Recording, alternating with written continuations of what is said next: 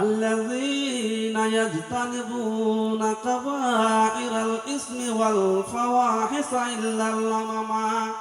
আল্লাহ পাক রব্বুল ইজ্জত কোরআনের মধ্যে বলছেন, বান্দারে তোমরা যদি জান্নাতের আশা রাখো, যদি জান্নাত চাও, তো তোমরা জীবনে কাবিরা গুনাহ করো না, জিন্দেগিতে শিরকের গুনাহ করো না, জিন্দেগিতে ফাওয়াহিশ গুনাহ করো না।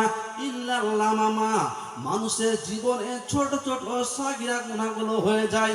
কেমন কথা এ ভাই আমার, বন্ধু আমার, মায়েরা আমার, বোনেরা, যে কোনো ব্যক্তি ভাষা বলতে গিয়ে যখন চুকে যায়, ছোট কোনো ভাষা বলতে গিয়ে শিরকের যেন সাগিরা গুনাহ হয়ে যায়। যে কোনো ব্যক্তি যেন রাস্তায় চলে তো কি করে, একটা কোনো গাছের লিচু ধরে রয়েছে, লিচুটা খাওয়ার যেন উপযুক্ত হয়নি, লিচুটাকে ভেঙে নিলাম, গাছ মালিককে বললাম না, খাওয়ার উপযুক্ত হয়নি, ডালটাকে ভেঙে নিয়ে আমি ফেলে দিলাম, একটা সাগিরা গুনাহ হয়ে গেল। এ ভাই আমার, বন্ধু আমার, একটা মহিষ বসে রয়েছে, মহিষটাতে আমি বসে কি করলাম, আমার মোবাইলটা খুলে নেটটা চালু করলাম, একটা জানোয়ার বসে আরাম করছে, সেখানে বসে আমি মোবাইলের নেটটা চালাচ্ছি। একটা পাখি গাছে বসে রয়েছে, একটা আরাম করছে, আমি একটা ঢিলকে নিলাম, আর ওই ঢিলটাকে নিয়ে পাখিটাকে আমি নেওয়ার আরামকে হারাম করে দিলাম। এই ছোট ছোট যেন সাগিরা গুনাহগুলো হয়ে যায়।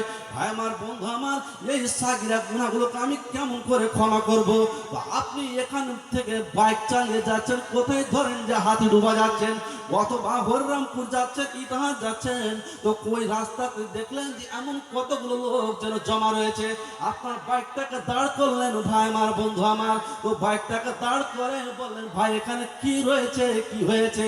তো বলছে এতগুলো লোক জমা রয়েছে, কি হয়েছে? তো বলছে আমাদের এমএলএ এসপি মারা গিয়েছে, আমাদের প্রধান এডিও মারা গিয়েছে। আপনার জবান থেকে যেন একটা ভাষা বের হলো, কি বের হলো? আল্লাহু আকবার, সুবহানাল্লাহ। এত বড় জবরদস্ত লোকটা মারা গিয়েছে, এই হাজী সাহেব কত ভালো ছিল, ও মারা গিয়েছে। আল্লাহু আকবার, সুবহানাল্লাহ। এই যে আপনার মুখ দিয়ে সুবহানাল্লাহ, আল্লাহু আকবার বেরিয়ে গেল, তো এই যে আপনার যতগুলো পিছনের সাগিরা গুনাহগুলো হয়েছিল, ভাষা বলতে বলতে আপনি ছুটে গিয়েছিলেন, যেন সাগিরা গুনাহ হয়ে গিয়েছিল, ডাল ভেঙে দিয়েছিলেন, সাগিরা গুনাহ হয়েছে।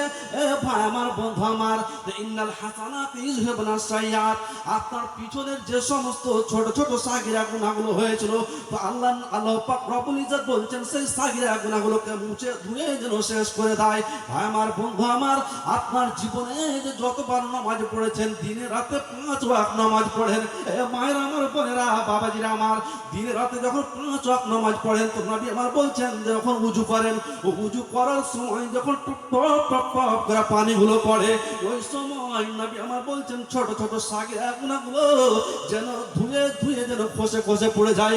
এ ভাই আমার, বন্ধু আমার, মায়ের আমার, বোনেরা আমার, আপনার জীবনে যদি সাগিরা গুনাহ হয়ে যায়, তো যেন ক্ষমা করতে একটু যেন সহজ, কিন্তু আমার জীবনে কি রয়েছে? কাবিরা গুনাহ। কাবিরা গুনাহ কাকে বলে? এই যুবকের দল, তুমি দারুর গিলাস হাতে করেছো, দারু পান করেছো, তোমার জীবনে কাবিরা গুনাহ রয়েছে। এই যুবতী মেয়ে, তুমি যখন কলেজে যাও, তুমি মাথার কেস উদাম করে তুমি কলেজে গিয়েছো, তুমি তোমার জীবনে তুমি কাবিরা গুনাহ করেছো। এ মহিলা, এ মেয়ে, তোমাকে বলি, তোমার শ্বশুর শাশুড়ি তুমি অবাধ্য চলেছো, তোমার পিতা মাতার অবাধ্য চলেছো, তুমি কলেজে গিয়েছো, তুমি কত যুবককে তুমি হাংলা করে দিয়েছো। এই যুবক, এই মেয়ে, তুমি তোমার জীবনে কাবিরা গুনাহ রয়েছে। এই যুবক, তোমার জীবনে তোমার বাবা মায়ের পিতা মাতার অবাধ্য চলেছো, তোমার জীবনে কাবিরা গুনাহ রয়েছে। এই যুবক, তুমি জানো না তুমি কতবার তোমার জীবনে দারুর গিলাস হাতে করেছো।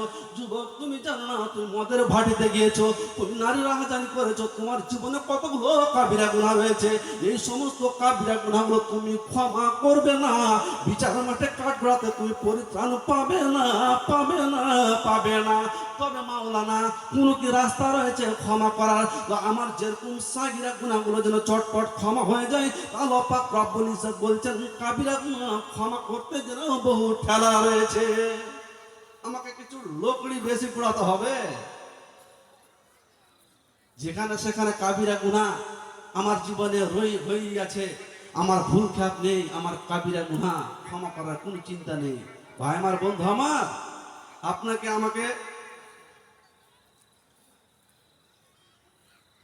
ভাই আমার সভাটা খুব সুন্দর হয়ে গেছে। আমার ওই দাদাটি যদি খালি পিছন থেকে একটু সামনে চলে আসে, একদম গচ্ছিত হয়ে গেছে সভাটা। তো আলোচনা খুব সুন্দর করবো ইনশাল্লাহ। আপনাদের জীবনের পরিবর্তন ঘটে যেতে পারে, আমি আশাবাদী। তো কাবিরা গুনাহ কোথায় ক্ষমা করবেন? যার জন্য আল্লাহ পাক রব্বুল ইজ্জত বলছেন, আল্লাযীনা ইয়াজতানিবুনা কাবায়িরাল ইসমি ওয়াল ফাওয়াহিশা ইল্লাল লামামা। মানুষের জীবনে যে সাগীরা গুনাহগুলো রয়েছে সেগুলো যদি চলার পথে হয়ে যায় তো সেটা সহজে ক্ষমা হবে, কিন্তু কাবিরা গুনাহ যেখানে সেখানে ক্ষমা হবে না। এ ভাই আমার, বন্ধু আমার, কাবিরা গুনাহ রয়েছে আমার, এ মায়েরা আমার, বোনেরা। তো আল্লাহর নবী বলছেন ওই জায়গাতে গিয়ে তোমার কাবিরা গুনাহগুলোকে ক্ষমা করব। আরাফার মাঠে গিয়ে, এ ভাই আমার, বন্ধু আমার, আরাফার মাঠে ফাঁকা ময়দান, ধুধু করে রৌদ্র পড়ছে, আকাশ ফাঁকা, ফাঁকা জমিনে সেখানে গিয়ে আরাফার মাঠে যখন আমি কি করব, আল্লাহ নাই বললেন, মান আরাদা আইয়াহুনা আমরুহু ফালইয়াজকুর যামবাহু। আমার জীবনে যেই সমস্ত কাবিরা গুনাহ রয়েছে ও সেখানে গিয়ে ওই কাবিরা গুনাহটাকে আমি উল্লেখ করব। ওই আরাফার মাঠে যখন আমি গিয়ে আল্লাহর কাছে আমার গুনাহটাকে চেয়ে ধরবো, রাব্বুল আলামিন আমার জীবনে কাবিরা গুনাহ রয়েছে আল্লাহ, অমুক জায়গায় ওই পাপটা করেছিলাম আল্লাহ, আমার ব্রেনে এখন খোঁটা মারছে, আমার যেন ঘুম হচ্ছে না, ঘুমকে হারাম করে দিয়েছে আল্লাহ।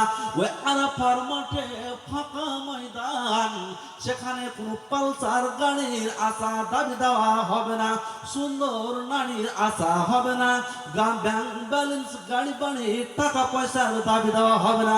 শুধুমাত্র আমার জীবনে যে সমস্ত কাবিরা গুনাহগুলোকে আল্লাহর সামনে চেনে ধরতে হবে। রব্বুল আলামিন জীবনে যতদিন বাঁচবো আল্লাহ আর এই সমস্ত দারুর গিলাসে হাত দিব না। রব্বুল আলামিন জীবন আমার স্ত্রীর প্রতি অন্যায় ভাবে আমি এরকম যেন টর্চার করবো না, ওয়া কারণে আমি আমার স্ত্রীকে তালাক দিব না, যেমন ওয়াদা অঙ্গীকার করে ওই আরাফার মাঠে ফাঁকা ময়দানে যখন আমার কাবিরা গুনাহগুলোকে আল্লাহর সামনে তুলে ধরবো, তো ওই জায়গায় আল্লাহ পাক রব্বুল ইজ্জত আমার আপনার কাবিরা গুনাহগুলোকে ক্ষমা করবে। এ ভাই আমার